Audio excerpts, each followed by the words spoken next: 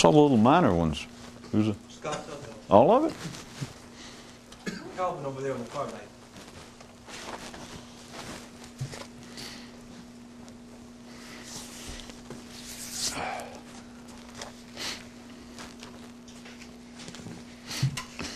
And now the news. One man couldn't read without his glasses, so he threw away his glasses. He's now turned his attention to the uselessness of what his mind's generally involved with. Even after he died, one man still wouldn't let them write his biography. Do you realize the potential significance if these two items are related? Same page. After seeing the book entitled The Transmission of the Mind, one man took his out of gear and decided never to have it rebuilt again. If all of this is somehow connected, do you perceive the implications? May fear, joy, and enlightenment fall upon us all. Misplacement. Looking around the busy pasture, he believed he had lost the magic stallion, but he had not. He had lost himself again. One man decided to take his mind on as a student, but after some time told it, look, just because you ask me about some particular subject doesn't mean that it actually deserves any comment. Do you understand what I mean? And his mind looked at him with the kind of disbelief one would an intelligent public figure. What?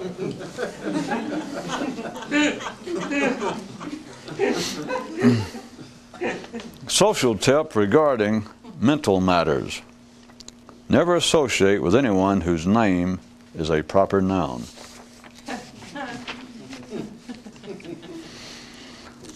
Life generally wants man to be religious rather than mystical, in that the former bears more on controlling behavior than thought, which is life's immediate concern regarding homo unpredictabus. Our proverb for the day.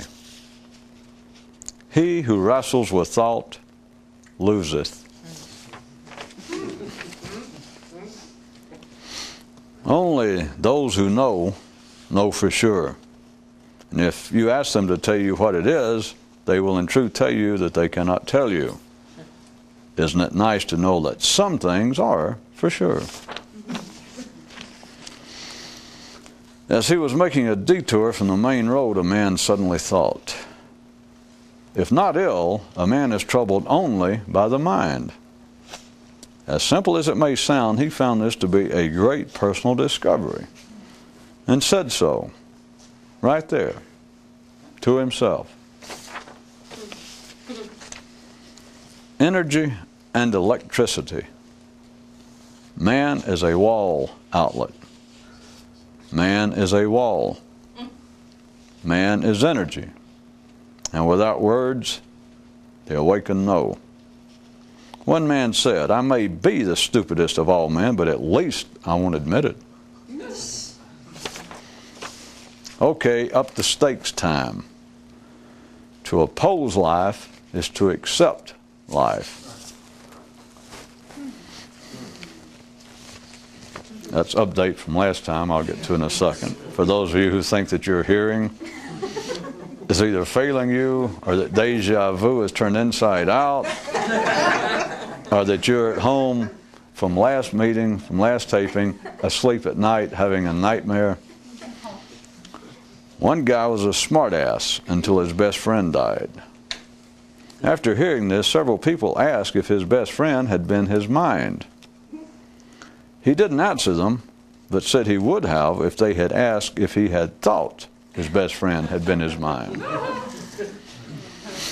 He later said that they'd missed the point, although they had raised an interesting new one. The original verbal curse, the naming of things.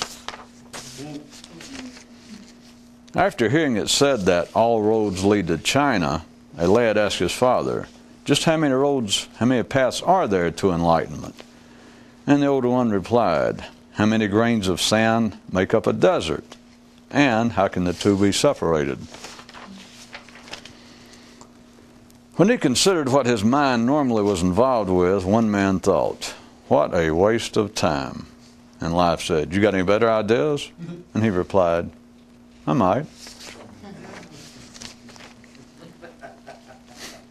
On Saturday afternoons, when they wanted to have a little fun and get in some good rock throwing, the monks at this one mystical school would go out on the ball field and play, let he who is again without perfection cast the first, and all follow up stones.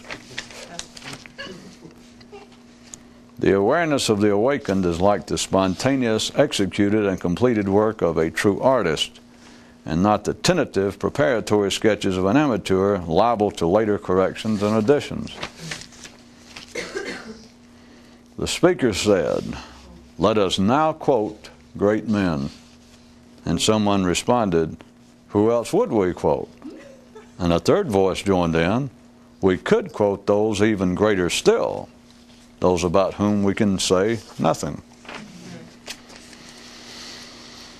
The desire of discovery. In the beginning, everyone looks for footprints, but footprints are thoughts, and thoughts will but must lead. You can't hide a dead horse in a perfume shop, but you can in a man's mind.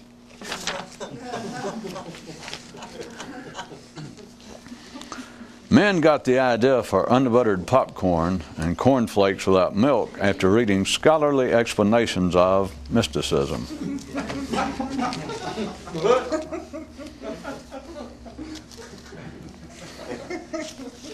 Looking in the mirror, then at his watch, then at the schedule and the wind, to himself the man said, I am now most concerned over whether I am now here or not.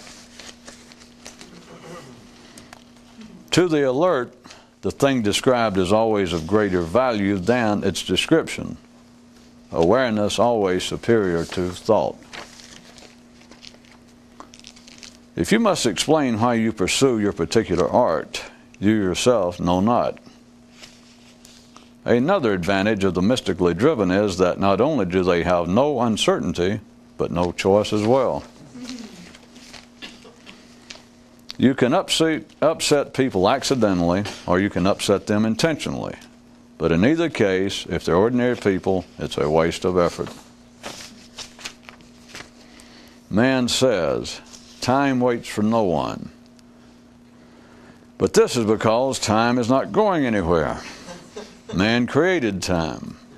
Shortly after death created him. The reason that argument and debate are so unprofitable for the few is that to disagree with something is to agree that it is even worthy of attention. Thought-minted consciousness. Kite strings and tails tied to passing clouds. The progression. The search. The sighting, the chase, the success, the new progression. When asked what he was teaching, the mystic said, if you hear what it sounds like, that's not it. Once the mind is but a shadow of its former self, then consciousness and you can be someone new. The awakening is like climbing a greased pole in a hurricane. No, I'll give you a better version. It is like letting a greased pole be amidst a hurricane. Those who know what's going on either, 1, have a lot on their mind, or 2, nothing. Traveler's update. If your plane's ever leaving, it's leaving now.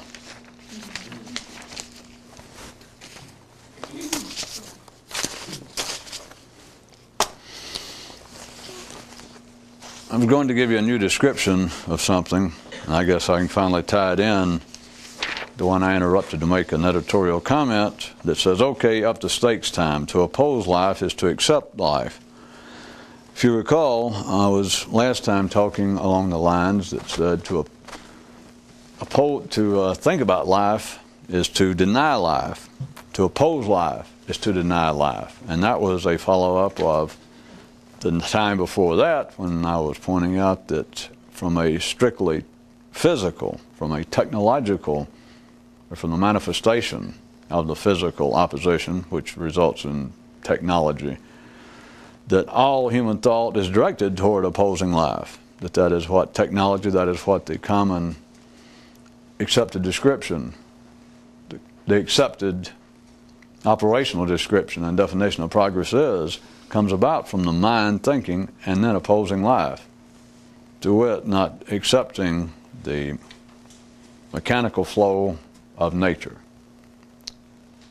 And then I moved it a little up and sideways and point out that once you get beyond the physical, beyond the technological realm, then to think about life is to oppose life.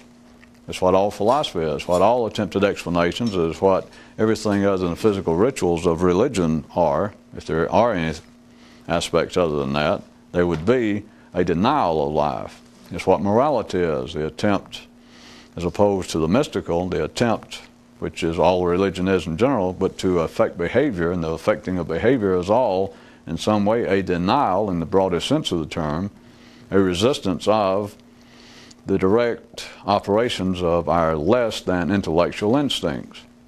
Sex, aggression, greed, all of the animal instincts.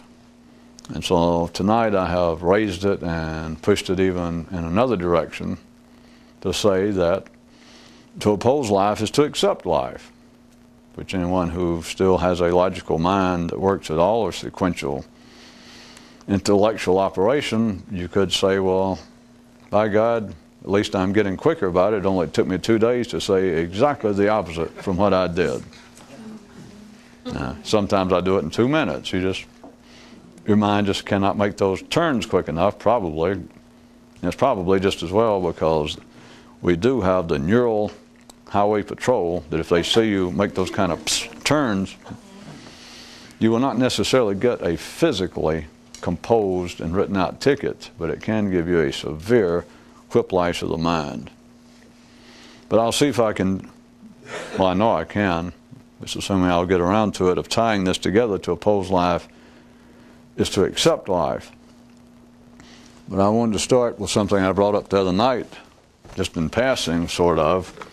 If you consider, I'm not going to make up any fancy terms, I'm just going to describe what it is you can observe yourself, and everyone already knows that on this planet there is a cycle of energy going on that is quite well known in the laws of the world of physics, ecology, but there is one that is not recognized. And if we took, it is simply the energy that is flowing through the planet and then into everything on the planet, but into the world of, it would more interest most of us, most of you, the sentient creatures, as opposed to, I don't think we have any elms here tonight. Or that we don't have that small boulder who used to, he's not here either, so. But if you imagined, or if you think about, if we start off everything, a pig, a wolf, an elephant, a tiger, and man. Listen. There is a flow of energy that goes on, and as some of you recall, some time back I described even the level of consciousness in the human nervous system of the energy going up almost like a fountain, and it would hit the level of wherever you were conscious, and that was as far as you could go. It was like a continual pumping even of a water fountain and hitting the level of consciousness. I think that you could stand for this to be expanded, because that is not the most descriptive picturization of it. The energy flows through, and you don't have to take this as being particularly mystical or etc. It's just something that's not taken into account, and I'm just going to point out that in the same way that you have like the rain cycle of evaporation and then condensation, not taking into account the fact that the sun is feeding that kind of basic, inseparable, necessary energy.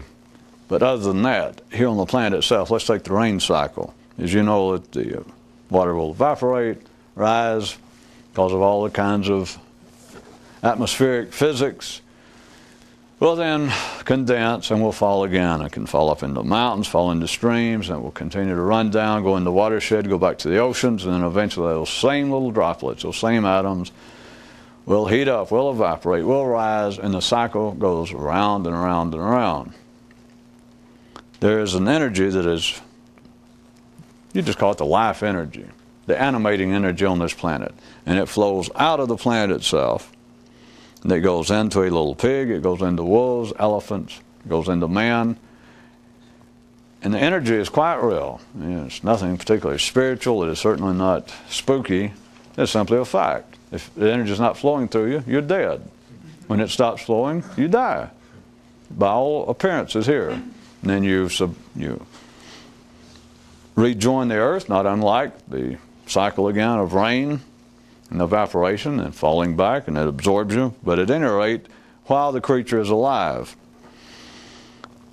man is unique in the use of the energy in a way that is quite telling, in a way that when you see it is the answer to everything about what this is and what you're attempting to do. The energy flows up in a pig, a wolf. It flows right up through the feet. Just take this for the time being, just that my description is literally true. Over here where you can see one easier. This is the elephant level of consciousness or awareness, since I use conscious another way. But an elephant is an elephant, and the energy flows up. And so me drawing this, but you can imagine the elephant's own nervous system, and it flows up, the energy, and it reaches the elephant level. Now the elephant looks like an elephant, we know that, and a pig looks like a pig, and they're different creatures. But the energy itself, it flows right up from the planet through an elephant's feet, flows right up, and it gets to the elephant level, and that's it. It goes on out, the cycle keeps going, it doesn't stop there. And it is like the rain cycle. But it flows right through is the point. It does not actually hit and stop like I used to draw the diagram of energy flowing up the nervous system. It was for its own reason, which perhaps you'll see more clearly in a second. Those of you that remember that old drawing. But in the elephant and in every creature but man, it will flow up and it hits, in a sense, I'm saying hit now figuratively, because it does not stop. But it goes up and it triggers. It reaches a level that's either a pig, an elephant, a sparrow, whatever it is, a squirrel, a rat. It hits that level, it triggers it, and it makes that creature. It takes out the energy it needs. I can say it several ways. It makes the creature an elephant, which is not true. But if I put it another way, it's still not true, because it is not a final statement. There is no final statement. I'm just giving you a different way of looking at it, a different description. But the energy will flow up to a particular place, and it triggers an elephant to be an elephant. And it continues to pump through as long as the elephant lives. It does the same thing with a pig and a tiger. They do not interfere with it, because they are not conscious in the sense that we are. They are not neurally conscious. So they do not have to think about being a pig or a tiger. The energy flows up to the point, besides their external physical differences, the energy flows up internally to the point that is proper to be piggish, to be wolfish, to be tigerish, and it does that, and then, as figuratively speaking at least, I don't get you, it just flows right on out through him and goes through the cycle again. It helps. It just goes right back into the atmosphere the same way that moisture will eventually evaporate and rise back up from the oceans and go from being liquid into gas and then go through the cycle. It'll go through an elephant, and it triggers in each individual elephant. Just enough energy gets through, and it hits the elephant level. And it's like boing, boing, boing, and he's continually an elephant. And it flows right through. There is no interruption, none whatsoever. The energy continues to be refed back into the planet, back into everything, in the same way that water does not disappear, that rain does not disappear. And once water evaporates, it does not disappear. It's eventually coming back, that same little atom. There's a difference in man. That's what all mysticism's about. It's what every attempt, whether they have called it the struggle to be ever mindful, to be more conscious, to be enlightened, to awaken some new aspect of man's soul or spirit. I'm going to give you a new description. And it's not just a speculative philosophical description. It has to do with the efforts that people have been making. And I'm trying to give you an up-to-date description. With man, something else happens. It's not certainly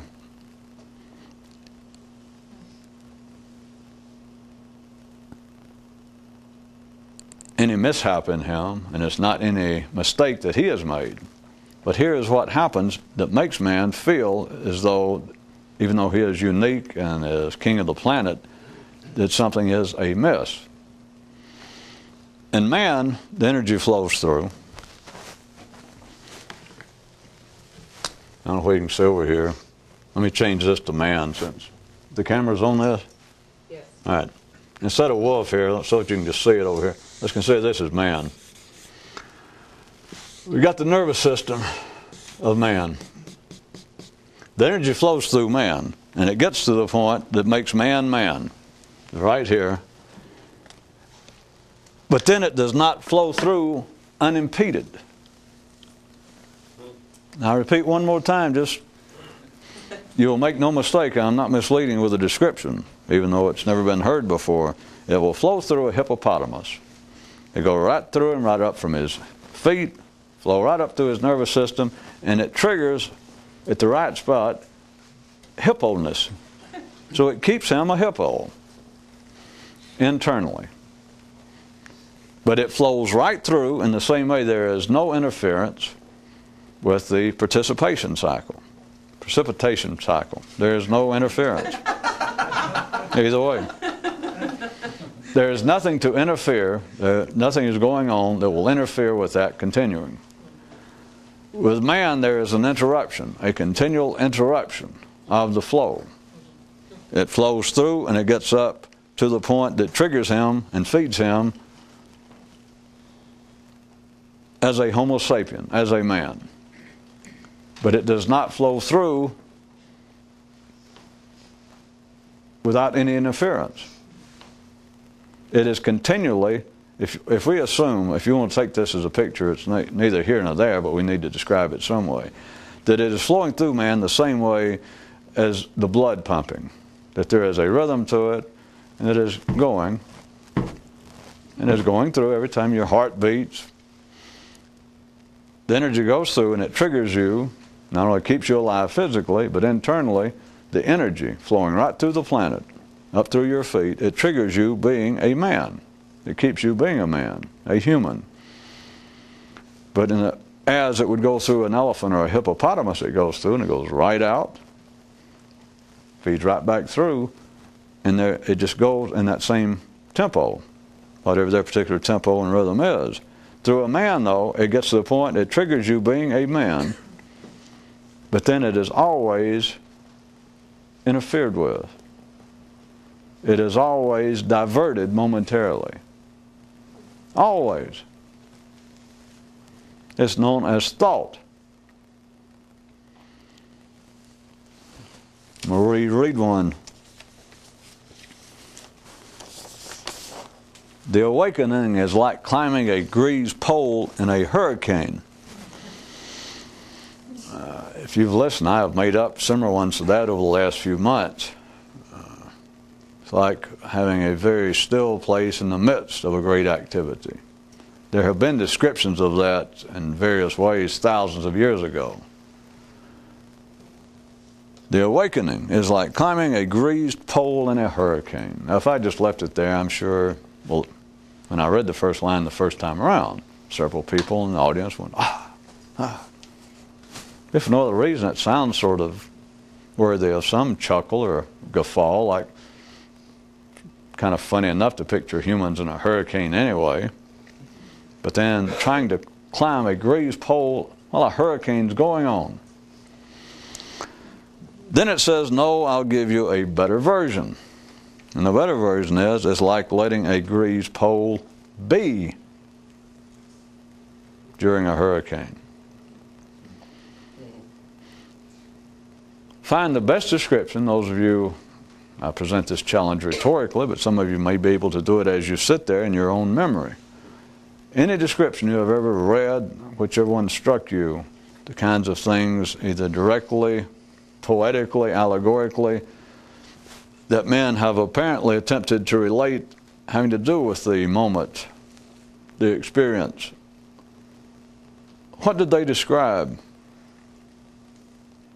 They described letting a grease pole be in the midst of a hurricane. What they described was the relinquishing of the natural impediment of the flow of energy from the planet through you that makes you man. But every time it hits you under ordinary conditions, you think. You have a thought. Were it not for this, man could not develop. Man would not be an open-ended creature compared to everything else. As you quite well know, surely, there's absolutely no sign.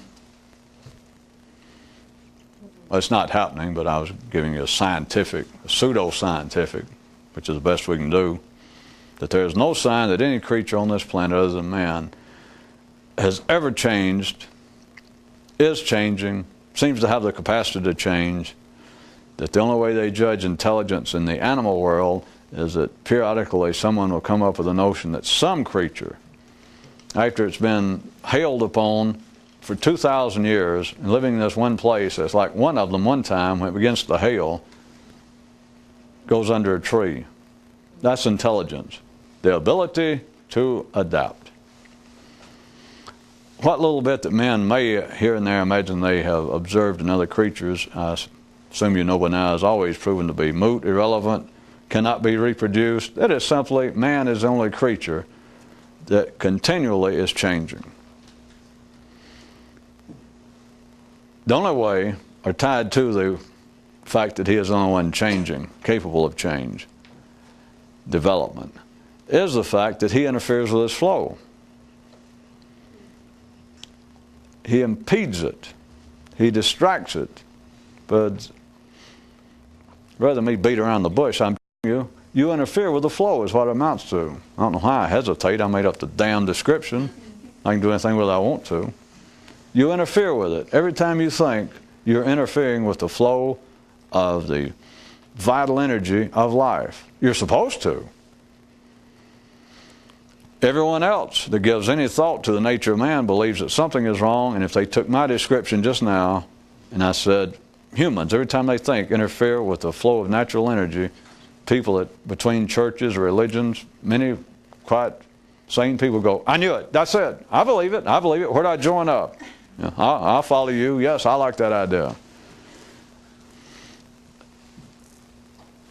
Even all of the publicly recognized traces of so-called mystical traditions in schools, they all start out. What you see, I don't mean that those involved contemporaneously at the time didn't understand better, but the best descriptions afterwards, as soon as they start writing the biography of somebody, it's always then on the basis, because you then do not have explorers, you simply have rehashers, you have map readers, is they immediately start talking about, well, the problem with man is, and everybody goes, yes. Not just me telling you this, says the guy. Buddha said, this is Buddha Jr., second generation Buddha. This is Paul, the Buddha's Buddha. He says, well, the problem with man, as Buddha said, the problem with man, as Lyle said, and everybody goes, yes, there's no problem with man. But then you're left, as always, if you need temporary hobby, again, as well. Isn't it strange as soon as you say, well, I'm going to tell you the problem, man, everybody goes, yes. Of course, if you ever see a sane person, if you knew what it was, and he's walking with a sane crowd, and the voice says, I'll tell you the problem, man, and you could tell that he heard it and he kept walking. If you want a real hobby, you might follow him. I don't know whether you're doing good, but at least if he doesn't stop and go, huh? There seems to be a problem with man, and even the traces, the publicly known methods that purport to be based upon some great secret mystical work tradition of some kind, all have to do, when it comes down to it, as I've said, with what amounts to an attempt to control consciousness. First, an easier way to put it is, it seems, an attempt to control your attention, your awareness. And every mystical thing, everything from the Kabbalah to the Tao to the Vedanta and yoga, Sufism, the Christian mystics, no matter if you can extract just the superficial, the obvious fairy tales and dreams out of it, the whole thing, all prayers, all meditation, is people are attempting to take the mind, their awareness, their mental activity, and to hold it on something. That's not the end of it. But most people can never do that. And you can set up a mystical school just by saying, well, here, and not come up with a new description in some way, the grasping of neural energy. That doesn't sound very spooky. I'd have to do better. But if you came up with one, and people go, yes, yes. And you've got the beginning of a school, got the beginning of a religion, because people cannot do it for any great length of time. Most people can never even do it. They can keep coming back if you try to set up some sort of discipline or new tradition based upon that.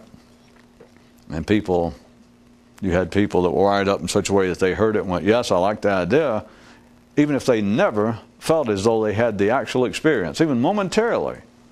As long as they kept coming back to you, assuming that you were the great founder of this new tradition, and they come back to you and say, I keep trying it and I just know, describe to me again. Or they speed you back your description. Like you're saying that our attention, we're just wandering all the time, yeah. But did I understand you correctly, is in some way we just got to forcefully just be able to kind of come to our senses there in the midst of all this and just kind of, by God, through an act of will, just hold on to it. Yes, that's it.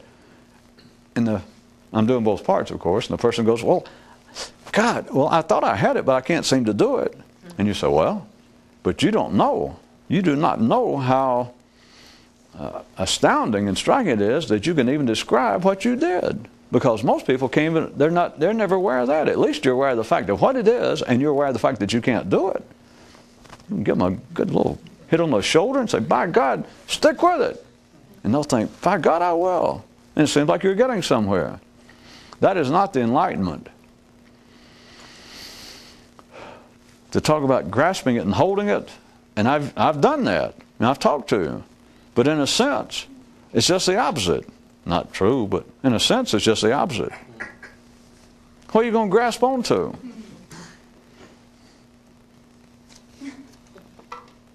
Did anybody like the home exterminator's tip from last time that said the problem is that some people think that they're bad roaches and some not so bad roaches? Foolishly, I always hope that some of you understand that it had nothing to do with vermin around the house. It had to do with the operations of the mind. If it was the end, if it was even a meaningful method, what we've got to do is grasp our attention. Your forefathers might have liked it better, grasp our spiritual energy. We've got to grasp the good part and hold to it, hold fast. There are hymns, religious poetry, mystical allegories all over the world about getting yourself in line with the gods, with the good cosmic forces. And once you understand where the proper alignment is, the proper way to think and feel and particularly behave, then by God, apply yourself. Be stalwart Be faithful. Stick with it. And I could just push it a little bit further and say, well, all they're talking about is to grab your attention and to hold it there and not just be pulled all around. Yes, that's it. But if you're going to grab it and hold it, you got to, what are you going to hold? Well, probably some kind of good attention, like attention that's not hostile or angry, or yeah. But that's assuming that there's some kind of attention that's better than others. I'm back to playing all the parts, you understand? So an ordinary mind could say, well, you just said that sort of. No.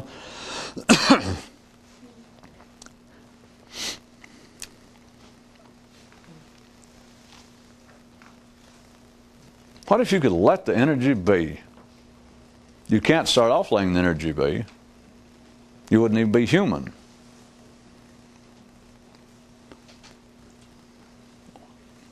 Why do all of the descriptions, I ask you rhetorically, why do all the descriptions from all areas, all eras, all have something to do with people going, ah. And then if they do, weaken enough to say anything, to write anything, it's always something about a great peace. And the simple of the world have always taken that very shortly. They grab it like the Buddha being wrestled down and dying on the rugby field, and they rip his shirt and they all go running off with little pieces of it, and they think, peace. And they take it down, then they take it to the behavioral level. They like to call it spiritual level, which is the emotional level, which is just barely below the level of the life energy making man. In other words, you're back down there to the animal sensations. But they take the idea of peace as I wouldn't be so sexually upset, I wouldn't be so greedy, I wouldn't be so rapacious, I wouldn't be so envious. I would be less of an elephant. I'd be less of a hungry lion. That would be the peace. And that's what all the religions talk about and end up at a very superficial public level. That if there was a big payoff and you could avail yourself thereof of being a Christian or a Jew or a Buddhist, not in the mystical sense, but in the public sense, then it would be that would produce what? Peace.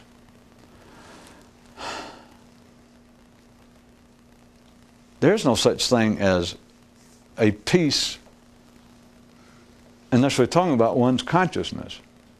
You cannot be at peace.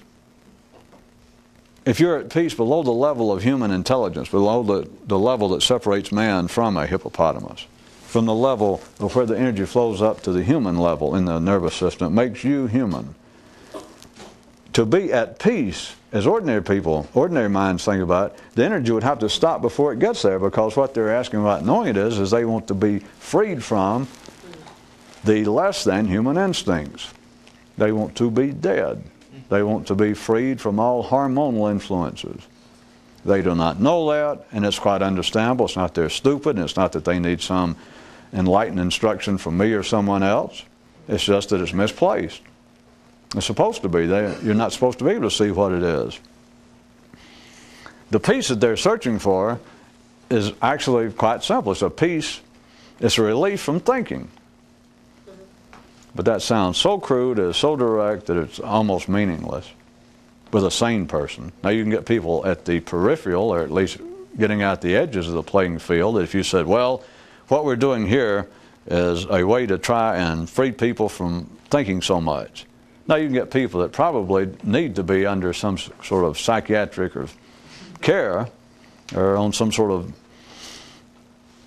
pharmaceuticals, that go, yeah, you're right, my mind drives me crazy. I'm not talking about that. And of course, quite sane people every now and then will say, my mind's driving me crazy.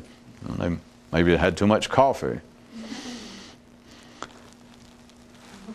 It is not a matter selectively that your mind is driving you crazy. But the peace that people are actually asking for, all over the world, always have been, the reason is they will go and sacrifice animals to God, sacrifice humans, sacrifice their time, apply themselves to trying to study some mystery. Just ordinary sane people, they're seeking a kind of peace, a kind of relief, and then it's attributed to evil spirits are upon us and this and that. What they are seeking is very simple. It's too simple.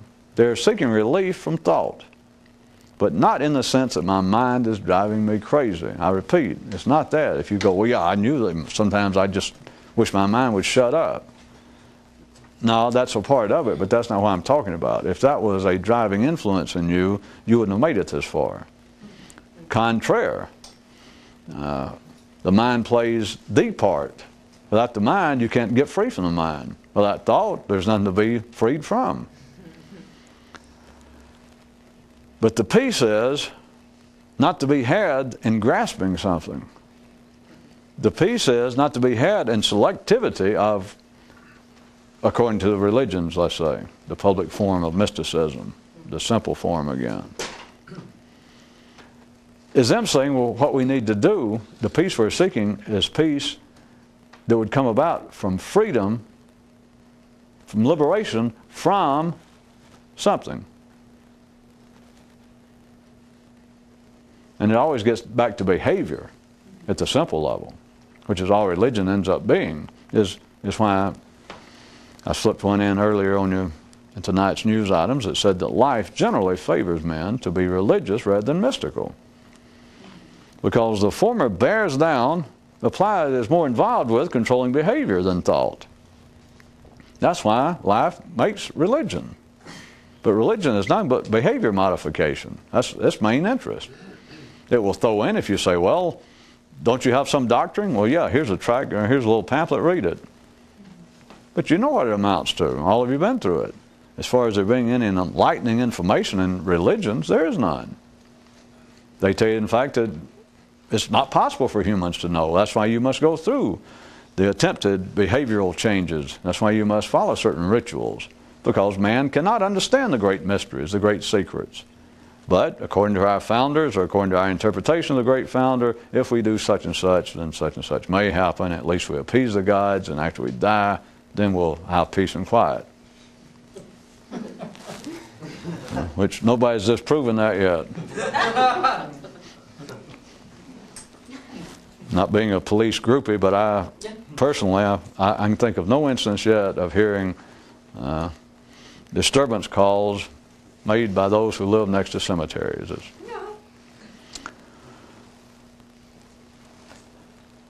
The peace that everyone seeks, and what specifically is being attempted by those trying to be mindful, those attempting to grasp attention, those attempting to remember the name of God, those attempting to be conscious of each breath, those attempting to remember themselves, those attempting to be calm, to be an eye of calm within an external storm.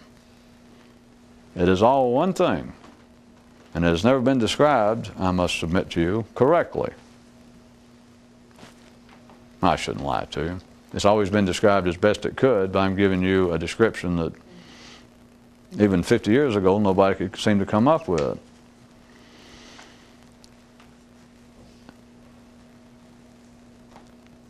It's a letting it be, which is not anything new, but it's always been looked upon that the state wherein you cannot let it be has been looked upon, the state itself, as being an anomaly. Which is why people are subject to, why people are fodder for an announcement that, well, come join our course or come read my book, because what we'll do is free you from your mind. But everyone takes that selectively, even those that would go, well, you're right, sometimes my mind drives me crazy. Now, it's still not, if that's too common with the individual who said it, they're out of the mainstream, and so we've got to dispense with them, as I pointed out before. But even people who periodically feel that way, they still take it selectively.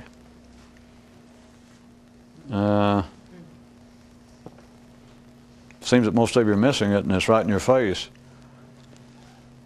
Religion says to be a Christian, you've got to think, if you got past the behavioral part, and you really pushed a priest, or if you're trying to be Jewish and you've really got down to a rabbi that seemed to know something, you say, well, listen, I follow all, I'm kosher, I follow all, and I do all the rituals, I do this and that, but there's something, I want to understand what this is about. And I know you're not necessarily a mystic, but can you tell me something? There's got to be some intellectual food. There's got to be some doctrine besides the Mass, besides what goes on at temple, besides whatever the rituals are for our daily behavior. There's some doctrine in there that I'm missing. What is it? I want something to satisfy my mind. And if they tried their best, which they periodically do, what they would tell you is this. Let's go back and use Christianity. They would say, well, all right, here's the way to bring peace of mind. This is you have got to think only Christian thoughts. And you can't deny that. Or to be a Buddhist. To reach the level, to actually be, what should I do? Think only Buddhist thoughts. And they can, then as long as you'll sit there, assuming that you were talking to a Buddhist priest or a monk who had that sort of intellectual wherewithal and was wired up in such a way, he could then weave and speak to you as long as I've done. Around and around saying, well, now here's what dear Buddha said. He pointed out that we cannot be involved with trying to possess possessions, that things of the world cannot be possessed, that everything is in a cycle, everything is living and dying, it is coming and going. Yes, yes, yes. And they're standing there saying it and do not hear what they're saying. It is coming and going. It is flowing. It is coming and going, and we cannot have possessions. That's why we who, I'm speaking for the monk now, speaking to this man who approached him, he's saying that is why we monks have no real possessions. We cannot grasp something. If we have grasped something and tried to hold it, it will only slip away faster. It's like trying to grasp the wind and water. And you think, wait, let me write that down. So be without possessions. Don't be greedy. Yes, yes, yes. And before you know it, it's all back to behavior. They have missed it in here again. And if you stopped it, and you said, wait, let's back up where I was asking. I thought I was getting somewhere. I understand that. I've given everything to the monastery here to you guys. I don't have anything anymore. I never did have much of anything. I don't care. I'm so old now. I don't care about greed. I don't care about how I look. I'm not interested in sex. Of course, they couldn't say that. But let's say it's a 50%. I still want to be something better. What is there in the Buddhist teaching? You've applied your life. You guys here, I've been helping you support the monastery here for 50 years. Give me something back. What is it I'm missing? Internally, what is it? My mind seems no closer to enlightenment than I did when I was young. And they can say, well, you have got to think only Buddhist thoughts. Or conversely, you have got to do away with the bad roaches. You got to do away with that.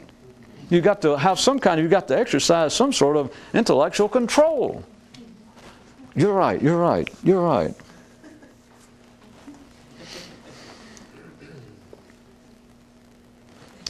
There is no punchline to that. Now, that's me telling you that. They tell you there is a punchline, but there is no punchline to that. It's why they must say there is. You would then think, well, I do have something now to do. You're right. It's pretty obvious I should have looked at it that way.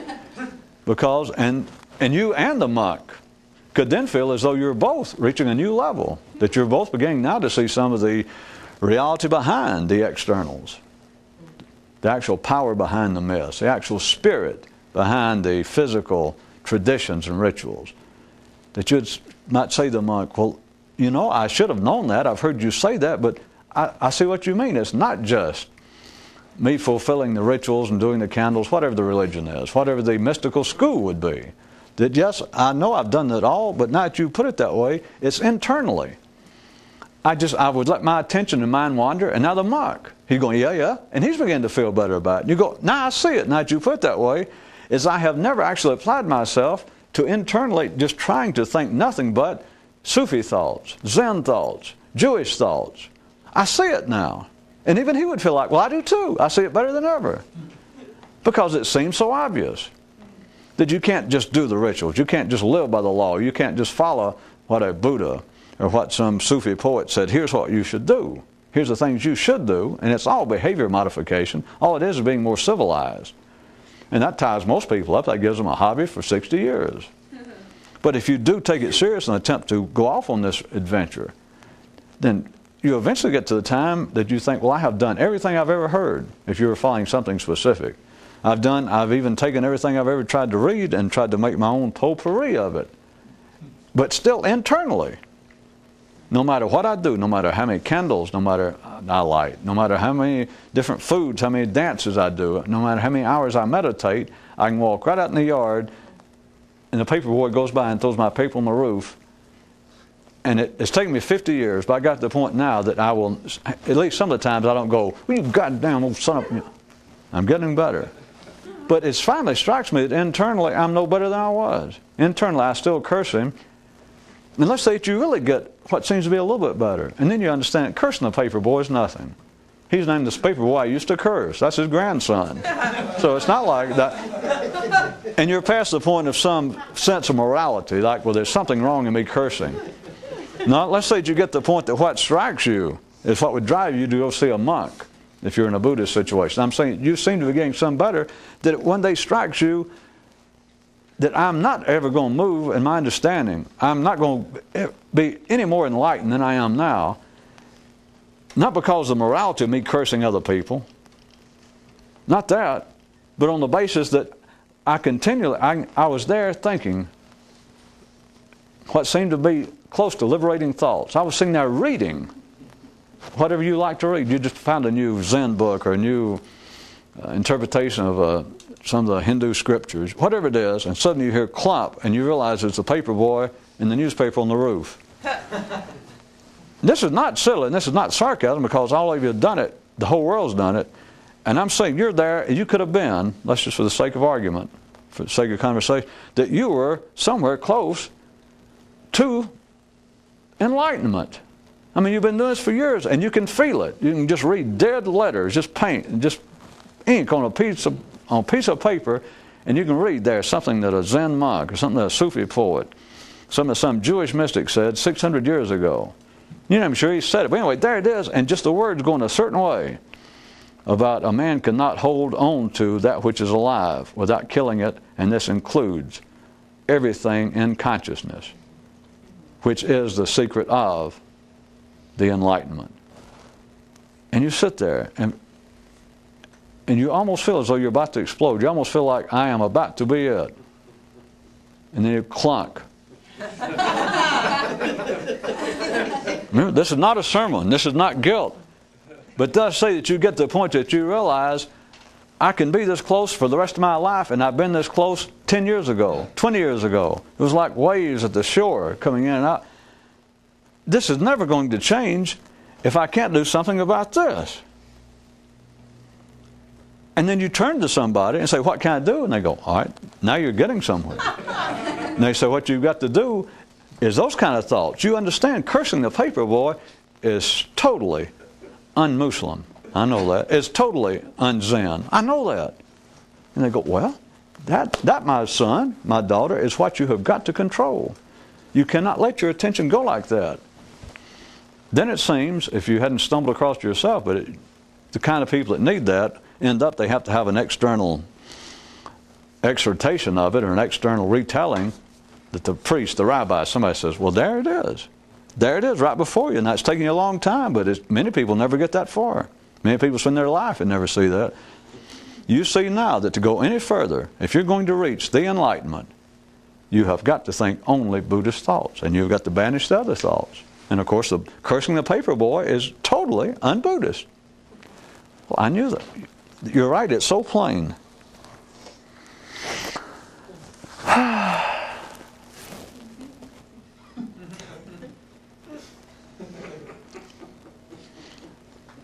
If you could only think Buddhist thoughts, if you could actually do that, then you would have qualified at least for the first part of this one.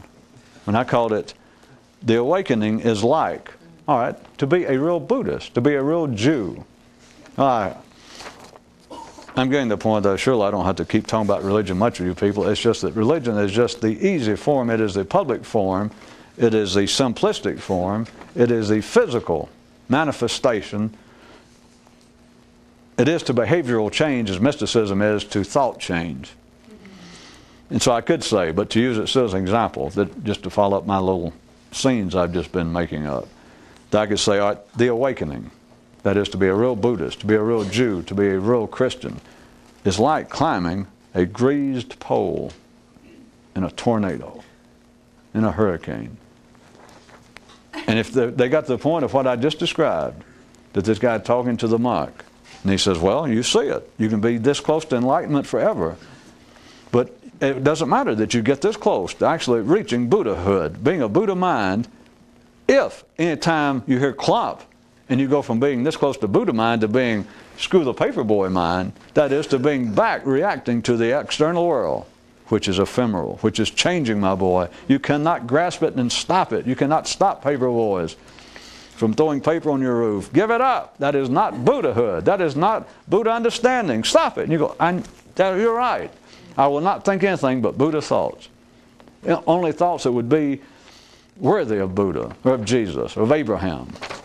It is climbing a greased pole. Then the monk could have said this. He said, of course, it's not that easy to do that, to only think Buddha thoughts, to stay always on guard, and to keep away un-Christian thoughts, un-Jewish thoughts, un-Muslim thoughts. It is like, the world is like a hurricane. We just continue that everything is changing. Buddha said it, Abraham said it, Jesus said it. Everything is just change, and here we are trying to hold on to this one goal to do something. It is like, if I may say, says the monk, stealing from yours truly, he says it's like trying to climb a greased pole in a hurricane. And you think, how descriptive. See, I went ahead and gave you people a better one. To climb a greased pole means that you are attempting to be something, that you are opposing life, or, I didn't get around to actually doing, or accepting life. Because to accept life is to, it doesn't matter whether you agree or not, but if you're opposing it, to disagree with anything shows that you think, well, whatever it is worthy of even your attention. So you say, well, I don't agree with that.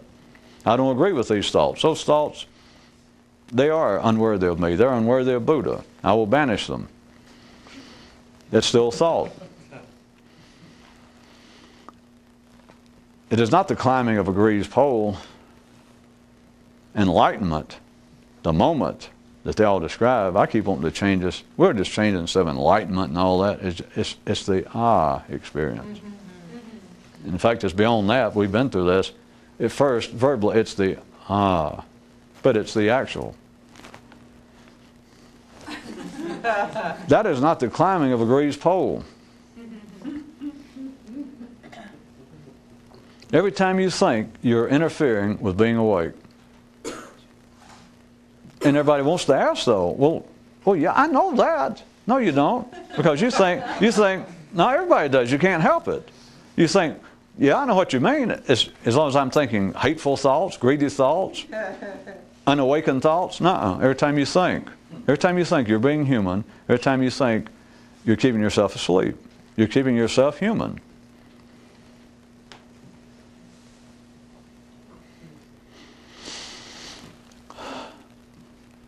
Put to you, quote myself again, it is actually all this idea, I'm not making light of when I say all this idea, but of being awake, being enlightened, the illumination, the mystical awakening, is not a sitting around meditation, it is not a ritual, and it is not a plane that's going to take off that you may get on someday.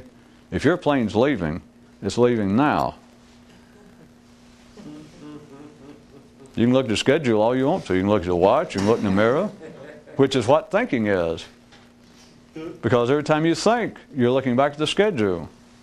You think, well, am I closer to being awake or not? Yes. Yeah. How true. If it's leaving now. And you can't hold on to it. Used to be a great old blues song. Conductor, hold that train. I'm on the way. Instead of a blues song, it should have been a pseudo-mystical song. It's the same thing as people believing that meditation, believing that any physical ritual, any physical effort that is anywhere beyond this instant, right this second, that it is capable of producing a higher state of consciousness, of producing more understanding or enlightenment. All you're doing is singing, conductor, hold that train. I'm on the way. I'm closer than ever. I know you are. The speed of my running is improving. When I first started this great mystical trek, speaking allegorically, I knew that the train might be going, and I was afraid I'd missed it. But I'm getting better. I don't curse the paper boy every time I hear clunk. I don't. There are times that I actually can hear clunk, and before I think, God damn that little peckerhead, I can catch myself. I just go, God damn that. I only get halfway through it. I can stop it. And you could sit there and say, most people couldn't do that. And let's assume you're correct. It's like you think now, me singing conductor, mystic, monk, hold that train, because I'm getting better. I'm further up the pole. I can run faster. That may be true, and people need to believe they can run faster. Even non-mystically inclined people believe they can run faster. That's part of the way you measure. Well, I'm richer than I was 20 years ago. I'm more even-tempered. I'm better looking. I have new hair trend. You believe I'm running faster. But even the mystical inclined always have to believe, well, I'm running faster. I'm getting closer. To use your description, I'm halfway up that grease pole, or at least I'm higher than I was. Right. You got to believe it. But I gave you the real version. It's to let the pole be. Because if there is any reality, well, there is. I'm speaking figuratively. The reality to a moment of a plane leaving, it is right this second, and there's nothing to hold on to. And every time you think about it, you're holding on to it. But then you want to think. The mind says, well, wait a minute, that could be true. There could be validity to that. But what are you talking about? I mean, which specific ones? Which is why everybody wants some sort of system and a name. Because as long as you say, all right, it's the X mystical school, then you can think, all right, now I know what you mean. I can start piecing it together, because you're saying don't hold on to certain things. You're saying don't hold on to things that does not fit into the X school general attitude, general view. Like, well, I'm running faster. But then you want to think. The mind says, well, wait a minute, that could be true. There could be validity to that. But what are you talking about? I mean, which specific ones? Which is why everybody wants some sort of system and a name. Because as long as you say, all right, it's the X mystical school, then you can think, all right, now I know what you mean. I can start piecing it together, because you're saying don't hold on to certain things. You're saying don't hold on to things that does not fit into the X school general attitude, general view. You feel like, well, I'm running faster. I'm getting closer to the train. Maybe it will wait. Maybe I'll catch the next one. The thing is, you can catch the next one, except the next one never stops. It never starts. And if you did catch it, you'd ruined it. Because you did catch it, all you have done is become human again. I assume the tape's out? Almost. Okay. It's letting a grease pole be. It is laying the energy. I know I turned it in again to allegories and pictures and trains. It is the energy flowing through you at every second. It's not allegorical and it's not metaphorical. It's flowing right this second. And to be human, to be at an ordinary state of consciousness, and it's not good or bad. It's only ordinary people believe, well, there's good states of consciousness, speaking ordinarily, and less good. Like to be angry, to be mad at the paper boy, or to be more tolerant. It's all the same thing. All of it's an attempt to hold that train. And to hold that train is to stay where you are. Because right now, it is physically flowing through, and with every creature but man, it flows through and they don't notice it.